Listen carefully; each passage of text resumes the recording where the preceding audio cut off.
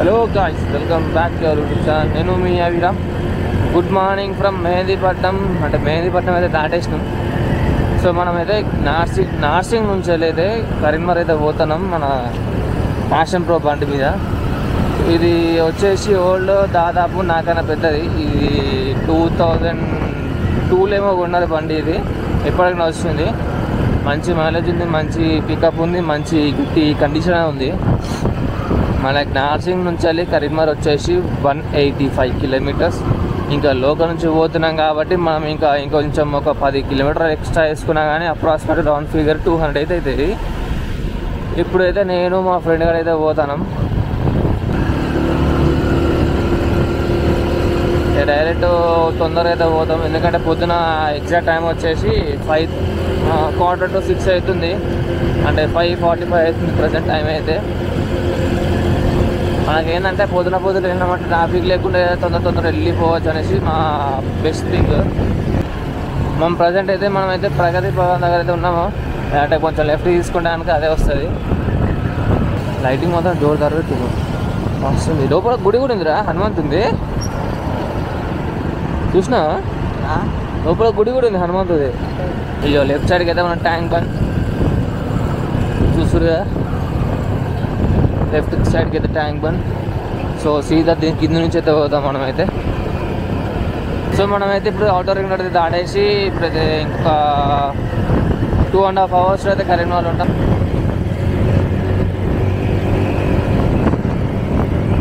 చూద్దరు కదా, ఇంకా Karimnagar 135 kilometres. Direct ఎక్కడి నుంచి అంటే అవుటర్ రింగ్ నుంచి అయితే. అంటే మనం ఇంకా 35 కిలోమీటర్స్ లోపలనే మనం తిరిగినాం. అంటే లోపల ఏరియాస్ ఉంటాయి కదా, సికింద్రాబాద్ అటు వెళ్ళాలి, తిరిగి వచ్చేసరికి 35 కిలోమీటర్స్ అక్కనే అయిపోయింది. మళ్ళీ నార్సింగ్ నుంచి వెళ్ళి మెహందీపట్నానికి 15 కిలోమీటర్లు. అటు అటెండ్ చేసే వరకు 50 కిలోమీటర్స్ అక్కడనే అయిపోయింది.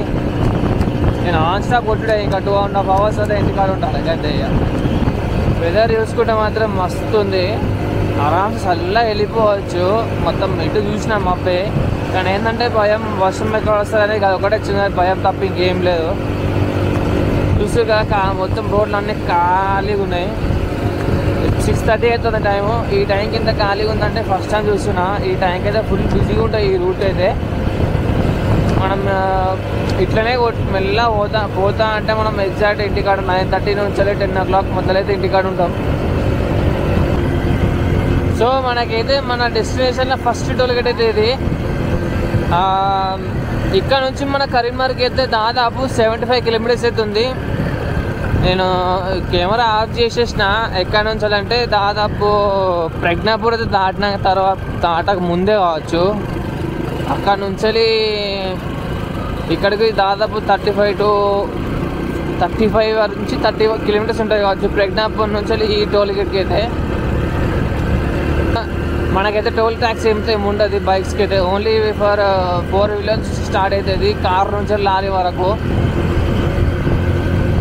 సో వెదర్ చూసుకుంటే మాత్రం హైలైట్ ఉంది. మనకైతే ఆరామ్స్ వెళ్ళిపోవచ్చు వెదర్ వేరే చూసే.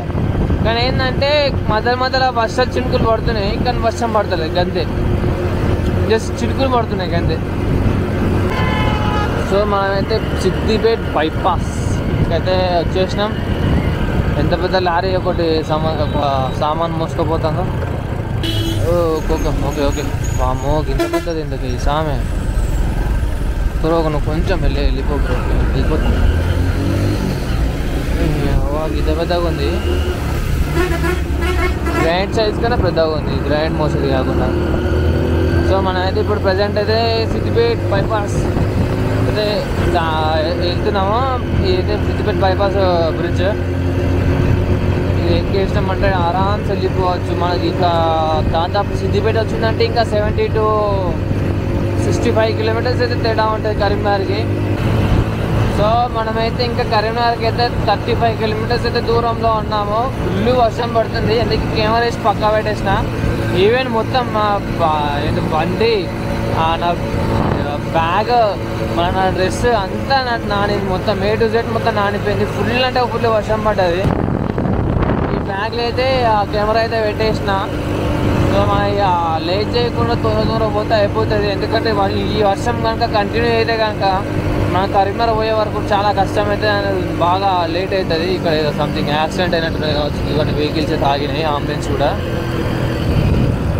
ఓ గాడ్, డెడ్ కార్ దాంట్లో పడ్డాయి కదా మొత్తం. అదే సో మన డెస్టినేషన్కి అయితే దాదాపు రీచ్ అయిపోయినాం. ఇంకొక 22 కిలోమీటర్స్ అయితే కరీంనగర్కి అయితే ఉంది మన డెస్టినేషన్. మన రోడ్లో ఇది మాత్రం సెకండ్ టోల్ గేట్, ఇది లాస్ట్ టోల్ గేట్. మనకి హైదరాబాద్కి టు కరీంనగర్కి అయితే 2 టోల్ గేట్లు ఉంటాయి. మన హైదరాబాద్ టు మంచిర్యాలకి అయితే 3 టోల్ గేట్లు ఉంటాయి. ఇది ఒక్కటి గుర్తుపెట్టుకోండి. ఇక అంతే. బైక్స్కి అయితే no toll gates, no toll, direct free వెళ్ళిపోవచ్చు. అండ్ ఇంకొకటి కొత్త రూల్ ఏమంటారంటే, ఇప్పుడు కార్స్ ఉంటాయి కదా, కార్స్లో అప్రాక్సిమేట్లీ ఇప్పుడు 20 కిలోమీటర్స్ ఉంది. ఇప్పుడు ఇక్కడ నుంచి కరీంనగర్కి ఉంది. ఈ నుంచి కరీంనగర్కి ఒక 25 to 30 వస్తుంది అనుకోండి. సపోజ్ ఇక్కడ 15 కిలోమీటర్స్లో నియర్ బై మనకి ఎక్కడైనా సొంత ఊరు ఉందనుకో, ఆ ఊరి పేరు చెప్తే కనుక మనని టోల్ ఫ్రీ తీసుకోవచ్చు.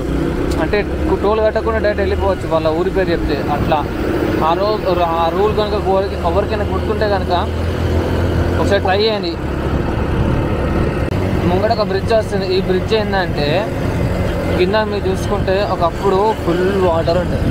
ఫుల్ అంటే అప్రాక్సిమేట్లీ ఈ ఒక బ్రిడ్జ్కి సగం లెవెల్లో వాటర్ ఉంటుండే. ఇది మన మిడ్ మేనర్ ఉంటాయి కదా, లోవర్ మేనర్కి ఉంటాయి కదా, ఆ వాటర్ సప్లైకి పోయే రూట్ ఇది.